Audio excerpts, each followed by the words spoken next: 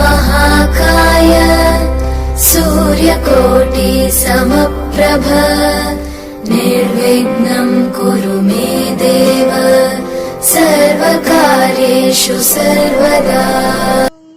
वक्रतुंड महाकाय सूर्यकोटि समप्रभ निर्विघ्नं कुरु मे देव सर्वकार्येषु सर्वदा। ओम गं गणपतये नमः। प्यारे विद्यार्थियों, आज 10वीं कक्षा के सभी विद्यार्थियों को ढेरों शुभकामनाएं। कल श्री गणेश जी के पूजा है। श्री गणेश जी को नमन, माँ सरस्वती जी को नमन। इसके साथ साथ तुम सबको बहुत बहुत अभिनंदन। आज हम एक ऐसा विषय पढ़ेंगे।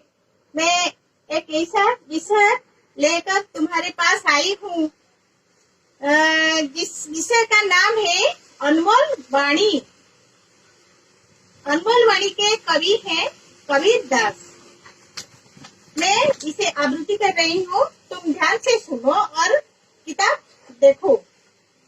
साँच बराबर तब नहीं, झूठ बराबर पाप, जाके हृदय साच है ताके हृदय आप, हे भगवन ताके हृदय आप।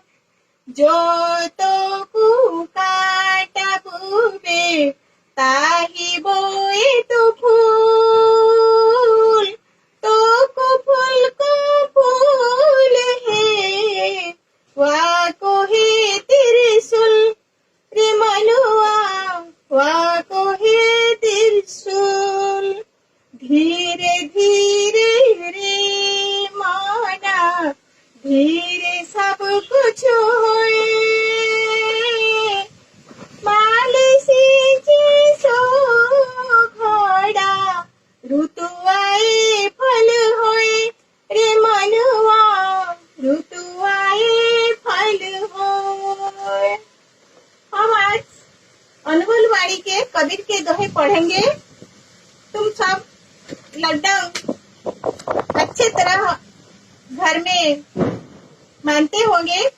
हम आज 10वीं कक्षा के ये जो गद्य सौरभ है, गद्य सौरभ के पहला पद्य अनमोल वाणी है जिसके कवि है कबीर दास। हम आज इसके बारे में चर्चा करेंगे।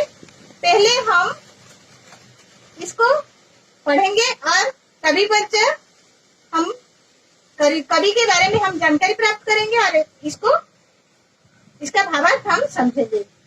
सांझ बराबर ताप नहीं, झूठ बराबर पाप, जाके हृदय साँझ है ताके हृदय आप।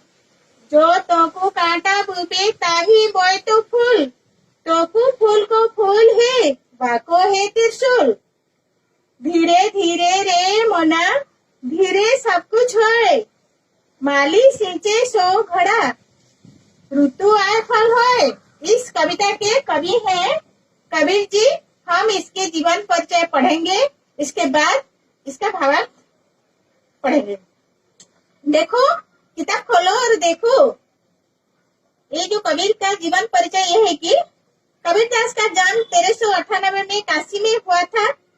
कहा जाता है कि ये तालाब के किनारे मिले। कबीर का जन्म काशी में 1398 को हुआ था। एक जुलाहा दंपति ने उनका पालन पोषण किया। वे कपड़ा बुनने का काम करते थे। वे एक विधवा ब्राह्मणी ने तालाब के पास जन्म देकर उन्हें छोड़ दिए थे। और नीरू और नीमा उनके पापा मामा हैं जो कबीर जी के एक मुसलमान दंपति उसे लेकर लालन पालन किए। वे जुलाहे का काम उन्हें भी सिखा दिए। ज्यादा पढ़े लिखे नहीं थे। जो मुसलमान दंपति ने ज्यादा पढ़े लिखे नहीं थे, इसलिए जो कबीर जी को वे ज्यादा पाठ नहीं पढ़ा पाए। इसलिए वे ज्ञान, विवेक, संस्कार सब कुछ माँ बाप उन्हें दिए थे। पढ़े लिखे नहीं थे कबीर जी, परंतु अनुभवी थे, एक अनुभवी कवि थे, ज्ञानी थे, समाज सुधारक थे, बुद्धि विवेक से काम लेते थे, हमेशा अपने को बुद्धि विवेक को उसके जो भी करना है बुद्धि विवेक के अनुसार करते रहे। बहुत बातें जानते थे, ये सभी धर्मों का बराबर मानते थे, सर्व धर्म समन्वय उनका पहला जो भावना थी उनके मन में। सारे जितने जाति धर्म वर्ण ये सब हम सब भारतीय हैं, हम सब एक हैं, हम जो भारत में भाईचारा बहुत ही है, इसलिए हमारे भीतर कोई जाति भेद नहीं है। उस समय धर्म और समाज में बड़ी गड़बड़ी थी, कबीर ने अपनी वाणी से उसे दूर करने का प्रयास किया। लोगों में जाति पाति ऊंच नीच का भेदभाव था, विभिन्न धर्म के अनुयायी आपस में झगड़ते थे, वे आपस में झगड़ते रहते थे हमेशा। इसलिए कबीर जी समाज सुधारक थे और उनमें बहुत ज्ञान था, इसलिए वे सभी के पास जाकर उन्हें बहुत समझाते थे और अपने ज्ञान दिव्य गुण थे उनके दिल में, वे सब बांटते थे। बाह्य आडंबर अंधविश्वास फैल गया था। वे कहते थे कि सब मनुष्य बराबर है, सब मनुष्य समान है, भगवान के दरबार में सब समान है, हम कोई छोटा नहीं है, कोई बड़ा भी नहीं है, हम सब बराबर हैं। वे बाहरी धार्मिक कर्मकांड की अपेक्षा भक्ति भाव पर जोर देते थे, बल देते थे। भक्ति भाव उनके मन में ज्यादा भक्ति थी। ये निर्गुण उपासक थे, ये भक्ति काल के कवि थे। हमारे काल 4 प्रकार के हैं, वीरगाथा काल, भक्ति काल, रीति काल, आधुनिक काल। ये भक्ति काल के कवि थे, इसलिए वे आध्यात्मिकवादी थे। मैं काल विभाजन इसलिए कही कि ये भक्ति काल की बात यहाँ आई, कबीर जी भक्ति काल के कवि है ना, इसलिए मैं भक्ति काल के बारे में चर्चा की। वे बाहरी धार्मिक कर्म कांड की अपेक्षा भक्ति भाव पर बल देते थे। हमारे जो श्रद्धा से ये सगुण उपासक है, परंतु कबीर जी निर्गुण उपासक है, उनके सामने निराकार ब्रह्म परमात्मा है, इसलिए वे निर्गुण उपासक है। कबीर जी वे तीर्थ व्रत जप तप मूर्ति पूजा आदि बाहरी काम छोड़ सच्चे दिल से भगवान की भक्ति करने को कहते थे। ये मूर्ति पूजा ये सब बाहरी काम, बाहरी आडंबर को वे पसंद नहीं करते थे, इसलिए लोगों के पास जाकर इन संस्कारों को उन्हें प्रचार करते थे, संस्कारों की वार्ता उनके पास जाकर उनको शिक्षा दिए थे। वे सदाचार, सच्चाई, भाईचारे, धार्मिक सहिष्णुता का प्रचार करते थे। भाईचारे, हम सब भाई भाई हैं, सच्चाई है, सच के राह पर हमेशा चलेंगे, जितनी मुसीबत आने पर भी हम सही रास्ते पर चलेंगे। सहिष्णुता, सब कुछ सहना चाहिए, हम सब इंसान है ना, इसलिए सुख भी हमारे लिए, दुख भी हमारे लिए, सुख दुख दोनों ही हमारे लिए, इसलिए हम सबको सहना पड़ेगा धैर्य के साथ। कबीर का व्यक्तित्व साधा सीधा पर प्रभावशाली था। उनकी वाणियों को उनके शिष्यों ने विजय नामक ग्रंथ में संग्रहित किया। उनकी भाषा मिश्रित खड़ी बोली है।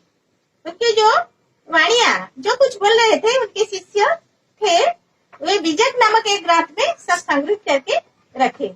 इनकी भाषा मिश्रित खड़ी बोली है। वे जिस उस समय जन समाज में प्रचलित थे और ये अपने गुरु रामानंद स्वामी का बड़ा आदर करते थे। उनके गुरु रामानंद स्वामी हैं, ये उन्हें बहुत आदर करते थे, भगवान की तरह मानते थे गुरु को। ये आध्यात्मिक गुरु हैं, इसलिए वे जहाँ जाते थे कि कबीर जी उन देश से उस देशों से सब भाषाएं सीख लिए हैं, इसलिए उस भाषा को मिश्रित रूप देकर ये खड़ी बोली भाषा में काव्य कविता रचना किए थे।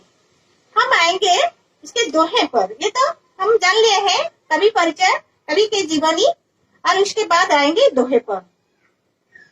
सांझ बराबर ताप नहीं, झूठ बराबर पाप, जाके हृदय सांझ है ताके हृदय आप। सच के सिवा कोई तप नहीं है और झूठ के सिवा कोई पाप नहीं है। सच और झूठ ये दो शब्द है, परंतु सच महान है, झूठ हमेशा ही बुरा है। इसलिए हमेशा सत्यवादी, सौदाचारी के पास भगवान रहते हैं। सौदाचारी के दिल में, सत्यवादी के दिल में भगवान वास करते हैं। स्वयं भगवान उसे मदद करते हैं। इसलिए सांझ बराबर तप नहीं, झूठ बराबर पाप, जाके हृदय सांझ है ताके हृदय आप। हे भगवान, जिसके पास सच है, सच्चाई है, साधुता है, उसके पास आप है। आपका मतलब कौन? भगवान। भगवान को संबंधित करके यहाँ कबीर जी कहते हैं, हे भगवान, जिसके पास सच्चाई है, साधुता है, धर्म है, सब कुछ है, नीति है, इसलिए तुम उसके पास रहना पसंद करते हो। हे भगवान, तुम भक्त के जीवन हो। सांझ बराबर तप नहीं, झूठ बराबर पाप, जाके हृदय सांझ है ताके हृदय आप। दूसरा दोहा हम देखेंगे। जो तो को कांटा बुबे ताही बोए तू फूल, तो को फूल को फूल है, वाको है त्रिशूल। तुम ध्यान रखो बच्चों कि जो तुम्हारे साथ दुश्मनी करता है, तुम उसके साथ क्या करोगे? क्या दुश्मनी करोगे? नहीं नहीं नहीं नहीं, नहीं कभी नहीं। तुम उसके साथ दोस्ती करोगे, क्योंकि जो तुम्हारे राहों पर कांटा होता है, तुम उसके राहों पर फूल डाल दो। क्योंकि तुम्हारे साथ जो दुश्मनी करता है, तुम उसके साथ दोस्ती करो।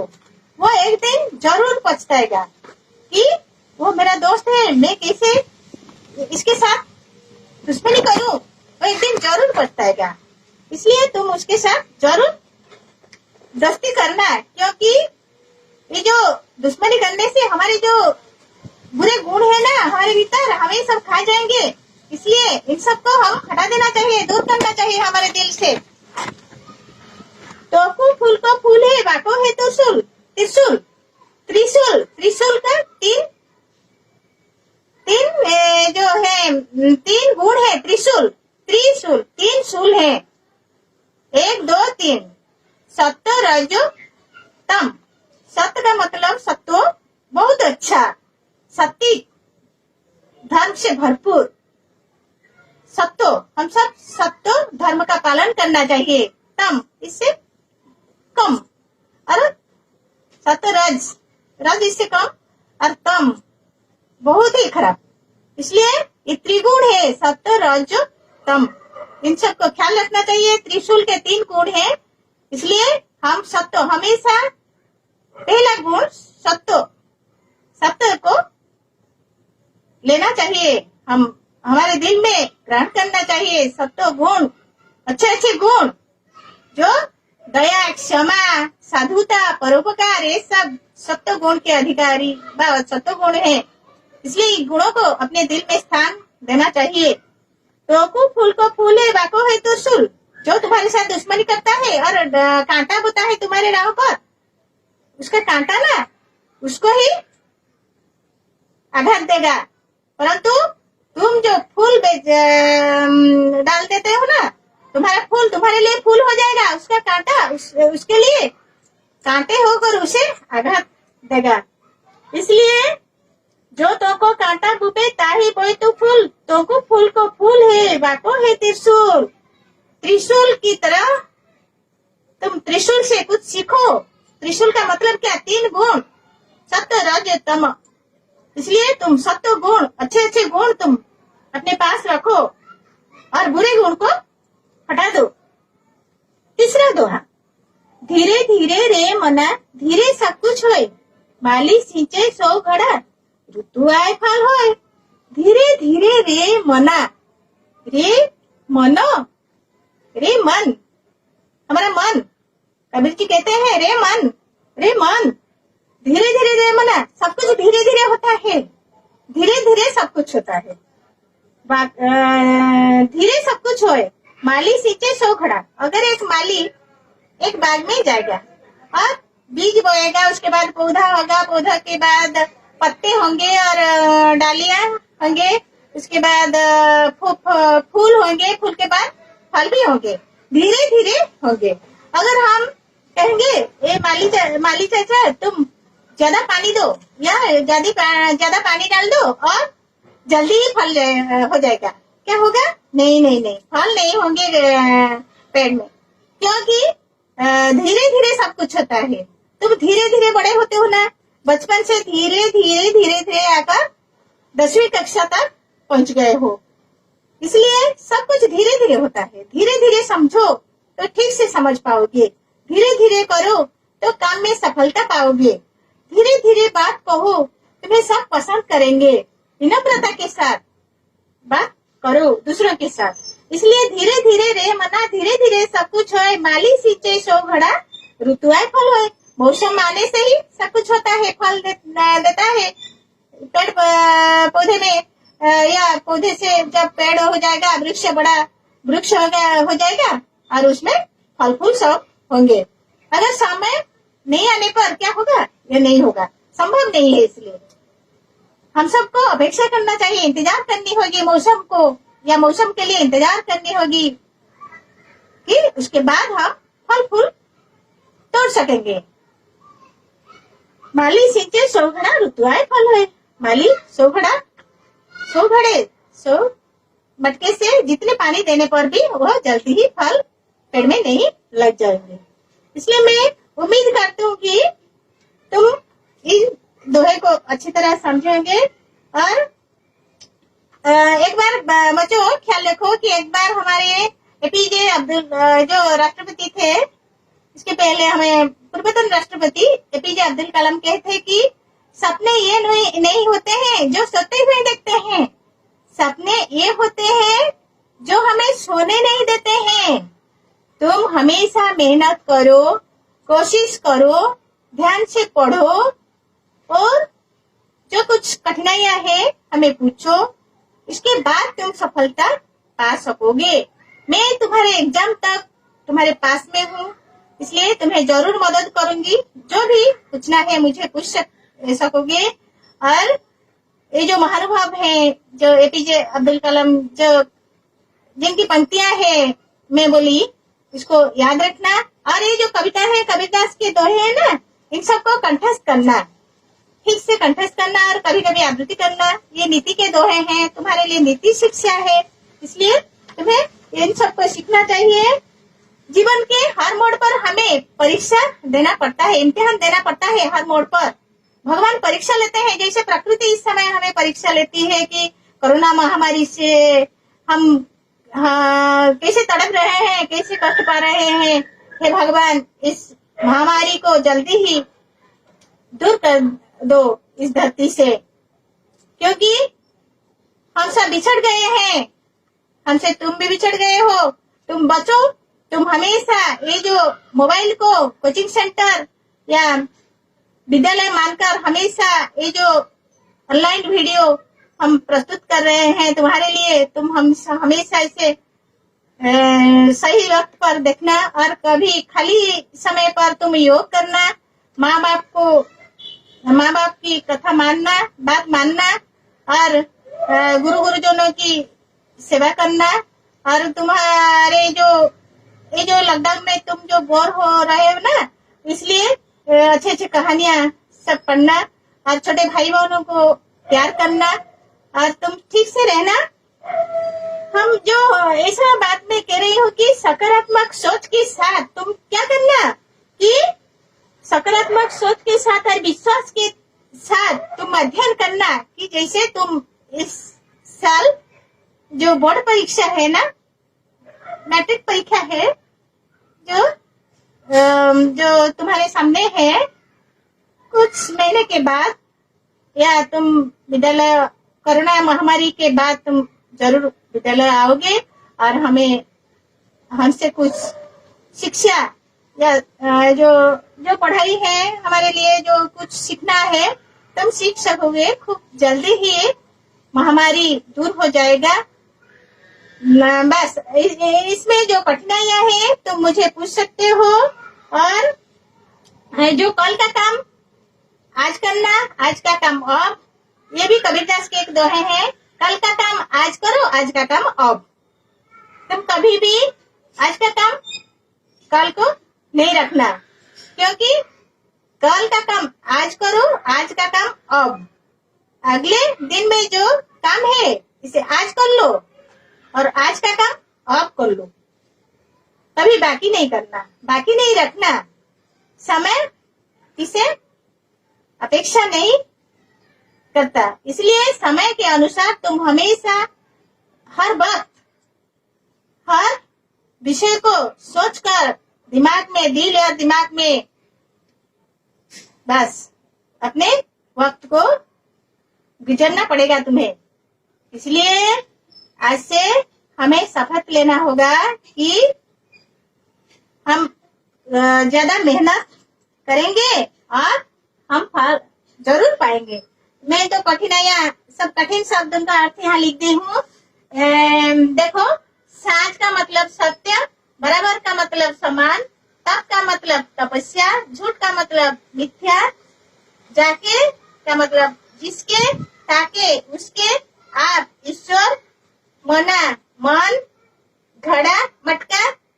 बस इस तरह ज्यादा कठिन शब्द हैं, इन सबको तुम पढ़ना और अच्छी तरह समझना।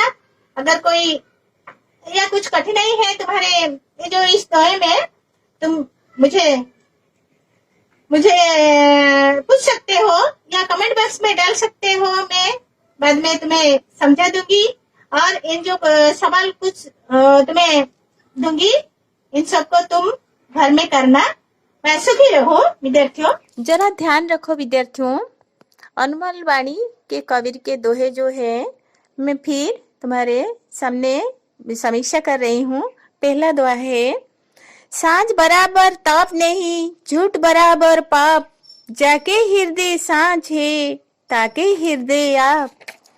पहला दोहा यह है, इसका भावार्थ है कि सत्य हमेशा महान होता है। संसार में सत्य के समान तपस्या या ज्ञान नहीं।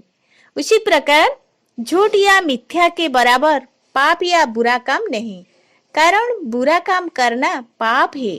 जिसके हृदय में सत्य का निवास है, अर्थात जो हमेशा सच बोलता है, उसका हृदय निर्मल है, पाप रहित है।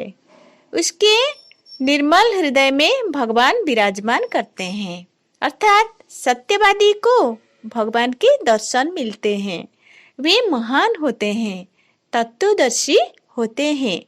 समाज सत्यवादी का आदर करता है, पापी का अनादर करता है। यह पहला दोहा है।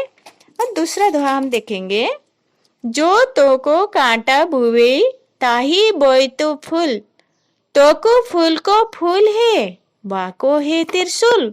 यह दूसरा दोहा है। इसका भावार्थ यह है कि यह सत्य है, प्रमाणित है कि अच्छे काम करने वालों को अच्छा फल मिलता है और बुरे काम करने वालों को बुरा फल मिलता है, अर्थात सभी को कर्म के अनुसार फल भुगताना पड़ता है। जैसी करनी वैसी भरनी। कबीर के कहने का अर्थ है कि जो तेरे रास्ते में कांटा बोता है, अर्थात जो तेरी बुराई करता है, तुम उसके रास्ते पर फूल बिछा दो, अर्थात तुम उसकी भलाई करो। इसका नतीजा यही होगा कि तुम्हारी अच्छाई से तुम्हें अच्छा फल मिलेगा, उसकी बुराई के लिए उसको बुरा फल मिलेगा। मतलब है कि अच्छा काम करो और अच्छा फल पाओ। यह दूसरा दोहा। हम फिर देखेंगे तीसरा दोहा क्या है। तीसरा दोहा है, धीरे धीरे रे मना, धीरे सब कुछ होए, माली सिंचे सो घड़ा, ऋतु आए फल होए। यह तीसरा दोहा है। इसका भावार्थ है कि कबीर दास का कहना है कि काम धीरे धीरे होता है, उसके लिए धैर्य की आवश्यकता है। इसके लिए उदाहरण देकर कबीर कहते हैं कि माली के 100 घड़ा पानी सींचने पर भी किसी भी पेड़ में समय के पहले जल्दी से फल नहीं लग जाते, इसलिए ऋतु की प्रतीक्षा करनी पड़ती है। वक्त आने से ही पेड़ में फल लगते हैं। हम तो सुन लिए हैं इसके भावार्थ। मैं तुम्हारे लिए कुछ सवाल रखी हूँ, तुम घर में जरूर इस सवालों का जवाब करना। पहला सवाल है, किसके बराबर तप नहीं है? दूसरा सवाल, झूठ के बराबर क्या नहीं है?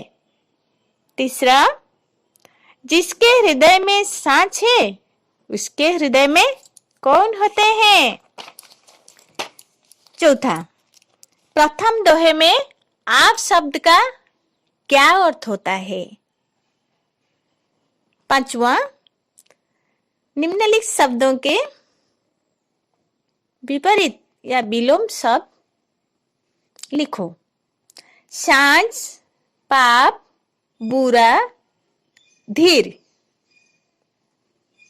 छठा सवाल, इन शब्दों के खड़ी बोली रूप लिखो। सांझ, जाके, हृदय, तोकू, बुबई, बाको, होय। इन सवालों का जवाब तुम जरूर घर में करना। समय को बर्बाद करना नहीं और ध्यान से पढ़ना। कोई कठिनाई या समस्याएं हैं तो मुझे पूछ सकते हो। घर में रहना, सुरक्षित रहना, सुखी रहो बच्चों। हम फिर मिलेंगे अगले क्लास में।